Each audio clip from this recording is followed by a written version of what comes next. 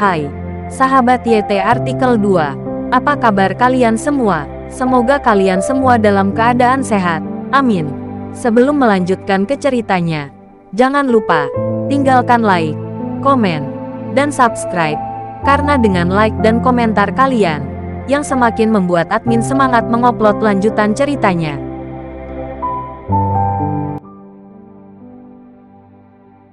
Episode 194. Kisah Aditya, anak bos besar yang berpura-pura miskin. Leo memimpin belasan orang, mengikuti di belakang Aditya, dan juga memasuki hotel. Dimas, yang sangat akrab dengan tempat ini, langsung masuk ke lift. Aditya mengikuti dengan cermat dan membawa Leo ke dalam lift. Selusin bawahan Leo juga mengikuti dan mengepung Dimas untuk mencegah orang ini mempermalukan dirinya sendiri. Aditya melihat wajah Dimas, dan melihat bahwa ekspresi pria ini sangat tenang, seolah-olah dia percaya diri. Orang ini tidak berbicara. Aditya tidak bertanya, hanya menunggu untuk melihat siapa dia. Lift naik ke lantai 6. Dimas membawa Aditya dan yang lainnya keluar dari lift dan berjalan langsung ke kamar pribadi. Setelah mengetuk pintu, pintu dibuka. Seorang wanita berusia 27 atau 8 tahun yang menakjubkan membuka pintu dari dalam dan berdiri di pintu. Segera, bau yang kuat, yang membuat pikiran orang bergoyang.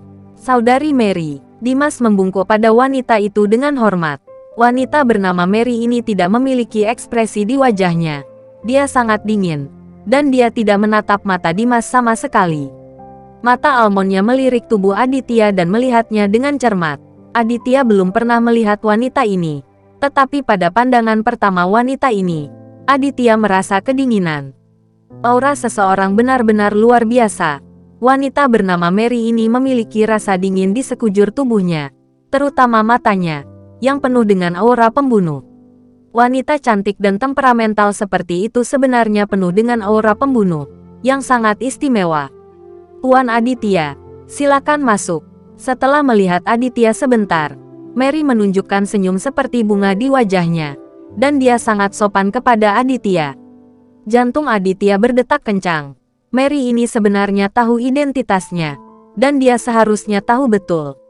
Siapa kamu? Aditya memandang Mary, dan dia memiliki perasaan samar bahwa wanita ini kemungkinan besar berasal dari Toraja. Sambil tertawa, masuk dan bicara. Tuan muda Aditya, dengan status bangsawan sepertimu, beraninya aku meninggalkanmu dalam cuaca dingin. Mary terkikik sebentar, dan mata almondnya bahkan menatap Aditya. Aditya benar-benar penuh keraguan. Dia tidak mengatakan apa-apa saat ini dan berjalan ke kamar pribadi. Leo bahkan lebih bingung. Dia telah mendengar Dylan membicarakannya sebelumnya, tetapi Dylan hanya mengatakan kepadanya bahwa identitas Aditya menakutkan, dan tidak memberitahunya terlalu banyak.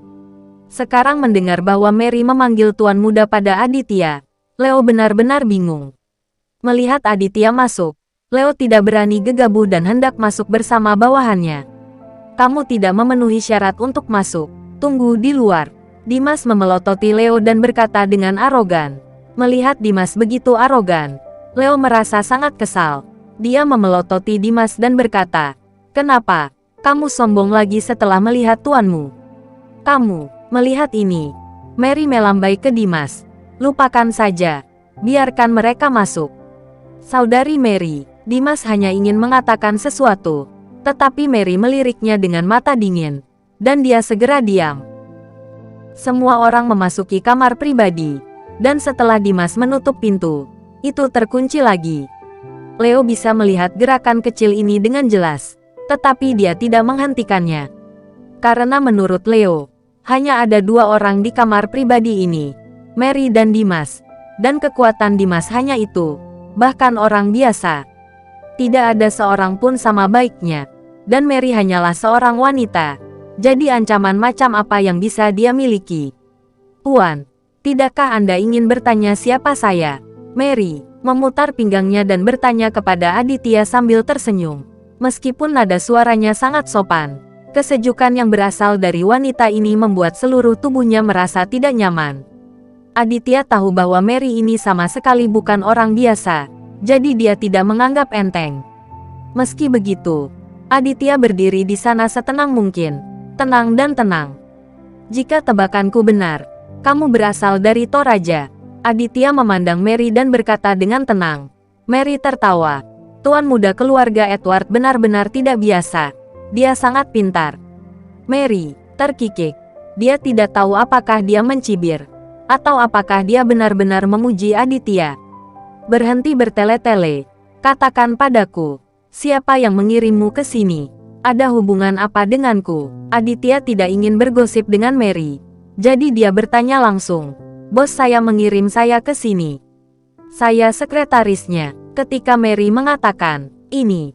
Dua sinar cahaya dingin melintas dari matanya yang tajam. Melanie, nama ini muncul di benak Aditya. Dan penampilan Melanie saat itu juga muncul. Ibu tiri ini hanyalah bayangan masa kecil Aditya. Masa kecil yang bahagia. Dengan kematian ibu kandungnya, tidak ada lagi. Digantikan oleh bayang-bayang ibu tirinya. Membuat Aditya hidup dalam ketakutan yang tak ada habisnya. Pada saat ini, Melanie akhirnya mengirim seseorang untuk mencarinya di kota Manado. Aditya tidak terkejut dengan ini, karena dia juga tahu bahwa dia telah membuat banyak kebisingan di kota Manado. Dan Melanie pasti sudah menyadarinya sejak lama. Diperkirakan Melanie tidak membiarkannya pergi selama bertahun-tahun, dan telah mencari jejaknya. Terakhir kali Victor diserang oleh seorang pembunuh, David telah menganalisisnya untuk Aditya, dan itu pasti menjadi pembunuh yang dikirim oleh Melanie. Hanya saja Melanie tidak melakukan apa-apa sejak saat itu, dan Aditya juga mengendur dan hampir melupakannya. Tanpa diduga, Melanie masih mengganggunya hari ini, tetapi dia tidak muncul, hanya mengirim Mary. Untuk apa dia mengirimmu? Aditya memikirkannya dan bertanya pada Mary. Mary tampaknya sangat ingin tahu tentang Aditya, karena dia melihat Aditya untuk pertama kalinya. Matanya tidak pernah meninggalkan tubuh Aditya. Selain itu, Mary tahu segalanya tentang pengalaman hidup Aditya. Dia juga sangat ingin tahu sekarang, bagaimana tuan muda keluarga Edward ini bisa begitu tenang. Tuan, saya punya pertanyaan untuk ditanyakan kepada Anda, kata Mary kepada Aditya dengan senyum tipis. Kamu mengatakannya, kamu seharusnya tidak terlalu takut dengan wanita itu, kan? Saya dikirim olehnya. Mengapa kamu tidak gugup? Kata Mary setelah menyadari keraguan di hatinya. Dia menatap Aditya sambil tersenyum, menunggunya untuk menjawab. Hehe. Takut padanya, itu masa lalu, Nona Mary. Jika dia mengutusmu ke kota Manado untuk berurusan denganku, aku menyarankanmu untuk berhenti. Kembali ke tempat asalmu. Aku tidak ingin menyakitimu. Aditya dengan senyum dingin. Dia berkata kepada Mary. Mary menyipitkan matanya, dan senyum sinis melintas di sudut mulutnya. Tuan muda, karena kamu melihat betapa cantiknya aku, kamu tidak tega menyakitiku, kan? Mary mengedipkan mata, dan suaranya sangat bagus. Aditya harus mengakui bahwa wanita ini sangat berselera tinggi. Kamu dan aku tidak punya keluhan. Aku hanya membujukmu dengan baik. Tetapi jika kamu benar-benar ingin melawanku, maka aku akan menerimanya, kata Aditya datar, seperti yang diharapkan dari tuan muda keluarga Edward. Mary mengaguminya. Tapi atas permintaan Melanie, aku masih ingin membawamu kembali ke Toraja. Ketika Mary mengatakan ini, senyum di wajahnya menghilang, digantikan oleh ekspresi membunuh di wajahnya. Bawa aku kembali ke Tuaya. Hehe, hanya kamu. Aditya mencibir dan bertanya pada Mary.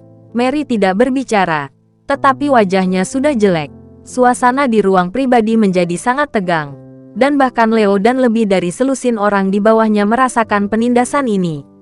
Gadis ini tidak mudah bayangkan. Aditya berpikir dalam hati. Dia menyadari bahwa Mary bukanlah pasangan yang mudah. Di depan begitu banyak orang, tidak ada rasa takut di wajahnya. Dan dia bahkan menunjukkan kepercayaan diri yang kuat, menunjukkan bahwa wanita ini masih sangat kuat. Aku akan bertanya padamu untuk terakhir kalinya. Maukah kamu kembali ke Toraja bersamaku? Mary menurunkan wajahnya dan berteriak kepada Aditya dengan nada mengancam. Aditya paling muak dengan orang lain yang mengancamnya. Dan pada saat ini wajahnya tenggelam. Dan dia berkata kepada Mary, jika kamu berbicara dengan saya lagi dengan sikap ini, saya khawatir kamu tidak akan dapat kembali ke Toraja. Yah, sepertinya aku hanya bisa melakukan kekerasan, kata Mary. Matanya menyapu ke sisi tempat tidur. Leo tidak tahan lagi. Meskipun Mary sangat menawan, gadis ini terlalu sombong. Dia berani mengatakan hal seperti itu kepada Aditya, dan Leo sangat marah. Kamu benar-benar tidak takut pada angin dan menjulurkan lidahmu. Aku akan mengajarimu bagaimana menjadi manusia. Leo berteriak, bergegas ke Mary, mengulurkan tangan kanannya, dan hendak memegang. Dimas, yang ada di samping, tersenyum bahagia. Dan ketika dia melihat Leo akan mati, hatinya berbalik. Sial, berani memukulku Dimas. Dimas memarahi Leo diam-diam di dalam hatinya. Dia selalu menjadi bidak catur Mary di kota Manado. Dan sekarang tuannya ada di sini. Tentu saja dia tidak takut pada apapun. Leo, hati-hati. Aditya sangat khawatir ketika dia melihat Leo bergegas. Saat dia hendak membantu Leo, dia tiba-tiba melihat kilatan cahaya dingin di depannya. Leo tiba-tiba berteriak kesakitan. Dan kemudian, tangan kanannya yang terulur telah disayat oleh pisau yang tajam, dan dua jarinya langsung kena. Bersambung.